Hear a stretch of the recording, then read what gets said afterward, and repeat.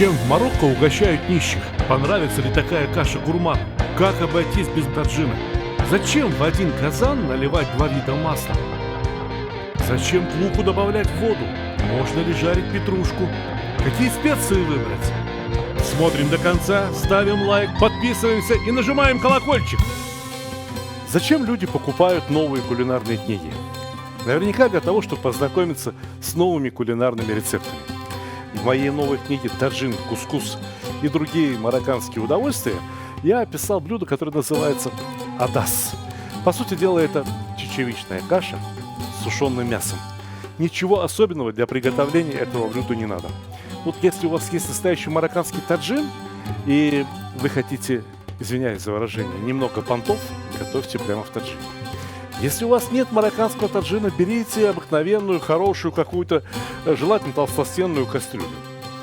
А если у вас есть казан, настоящий узбекский казан, то вы молодцы, вы умницы, вам со мной по пути.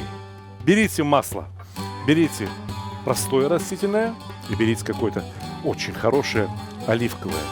Оливкового 1 ложку, а простого растительного 2. Это не все масло. Масло у нас в этом казане еще появится, потому что это каша. А кашу маслом не испортишь. Вот и луком марокканскую кашу не испортишь. Надо взять хотя бы 400 грамм лука, порезанного перышками, по меридиану. Я уже много раз показывал вам этот кулинарный прием, но повторю еще раз. В Марокко, когда жарят лук, добавляют к нему воду. Как же лук пожарится, если там вода? На самом деле жарится очень хорошо. Не пригорает, но образует отличный, очень ароматный и густой соус. Не было ничего необычного в том, что мы сделали до сих пор. Но марокканцы жарят петрушку вместе с луком. И вот это, я думаю, для нас и новое, и необычно.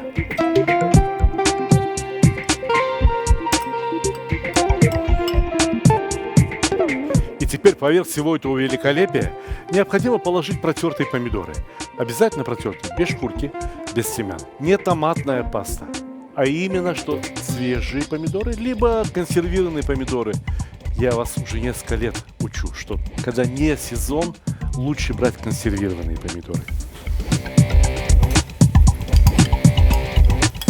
Мне сейчас осталось только перемешать все, что здесь есть в казане, и потом мы с вами поговорим о приправах и специях.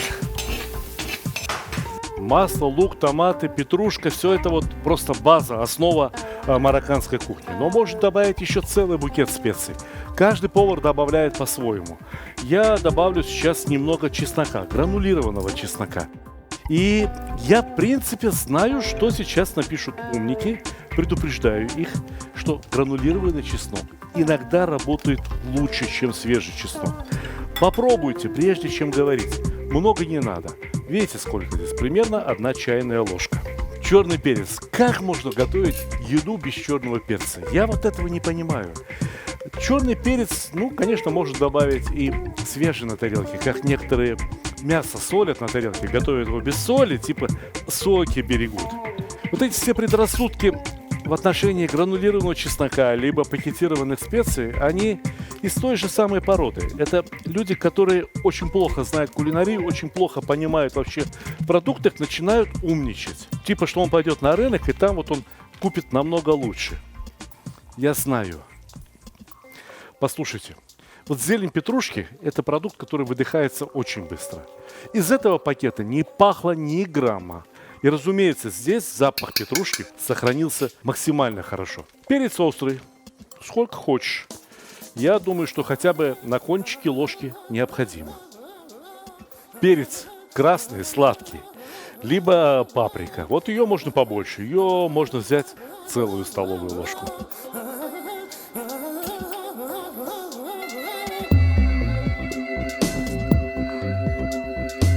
Несмотря на то, что у нас здесь в блюде уже есть и томат, и есть и петрушка, я добавлю еще одну специю. Уж больно она мне нравится. Сушеные помидоры вместе с базиликом и чесноком.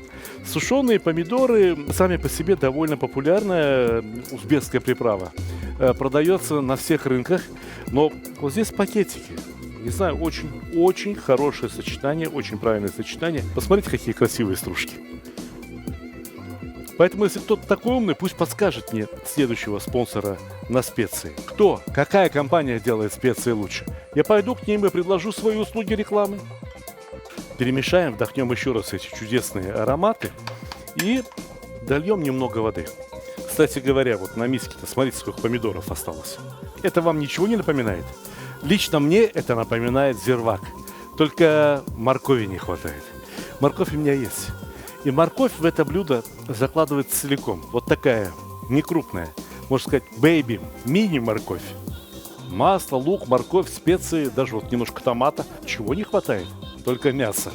Но мясо есть в этом марокканском блюде. Правда, в Марокко используют особое мясо, сушеное мясо, которое хранят в бараньем вытопленном жире. Но дело в том, что в Узбекистане, в Туркмении, в Азербайджане, в самой Турции люди до сих пор знают, готовят и любят каурму. Правда, многие уже не понимают, зачем каурма вообще нужна. Едят каурму саму по себе. А раньше каурма была главной мясной заготовкой. Может, кто-то из вас пропустил, а я, скорее всего, думаю, что большинство пропустило, но 11 сентября у нас был прямой эфир, стрим, и в нем я показывал, как готовить каурму. Этот ролик есть у нас на канале, пожалуйста, посмотрите. Это очень важный ролик. И попробуйте обязательно приготовить каурму дома сами. Вы мне потом еще много-много раз спасибо скажете. А пока я вам должен сказать, что вот этот кусок мяса, это, наверное, был в исходном состоянии граммов 120-150. Понимаете? То есть это достаточно серьезный кусок мяса. И его теперь следует порезать мелко, размером с горох. Потому что весь вкус того мяса, вот этих 150 грамм, он сконцентрирован вот здесь вот, в 1-2 ложках мяса. Понимаете, в чем главное отличие такого мяса от тушенки? Тушенка все еще содержит в себе очень много воды. Вот тушеное мясо, которое продается в консервных банках. А в этом мясе воды практически не осталось. Но ничего страшного, посмотрите, сколько здесь воды. Поэтому берем это мясо и раскладываем по всему казану. Пусть теперь оно впитывает воду, разбухает и отдает свой вкус зирваку.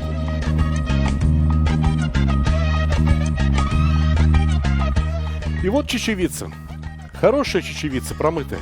Можно класть любую. Зеленую, красную. Вот это, кстати говоря, тоже классифицируется как красная чечевица.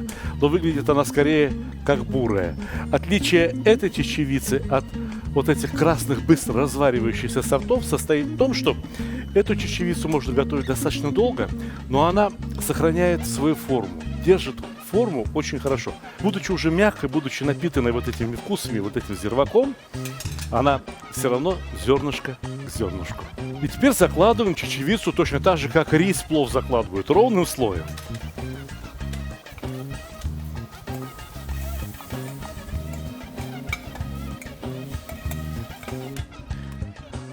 Огонь под казаном теперь можно и уменьшить. Не нужен такой сильный огонь, как под пловом. Чечевица не рис. Крахмал здесь тоже есть, но он имеет другие свойства.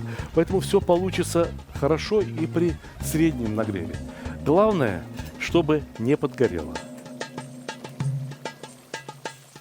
Ну, вы понимаете, да, что все бобовые и чечевицу, любой горох обязательно надо готовить до полной готовности. Здесь со временем считаться не надо, потому что о специфической музыкальности горохового супа говорят только те, кто не умеет его готовить.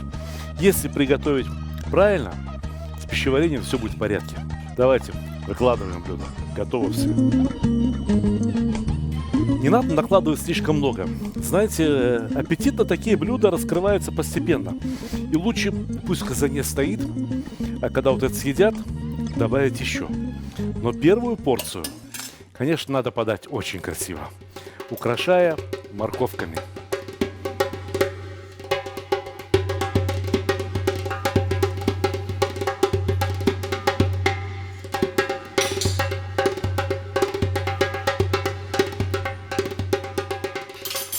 Вот так и подавайте. А едят это блюдо с хлебом, потому что это еда бедных людей. Я попробовал это блюдо в пятницу, когда братья Рахаль готовили и раздавали бесплатную еду. У них такая традиция, заведенная еще их покойным отцом. Собираются бедные, несчастные люди, калеки со всего города, и они готовят для них вполне достойную еду. Такое блюдо и я ел. И оно мне тоже понравилось. Надеюсь, что и вам тоже очень понравится. Приятного аппетита!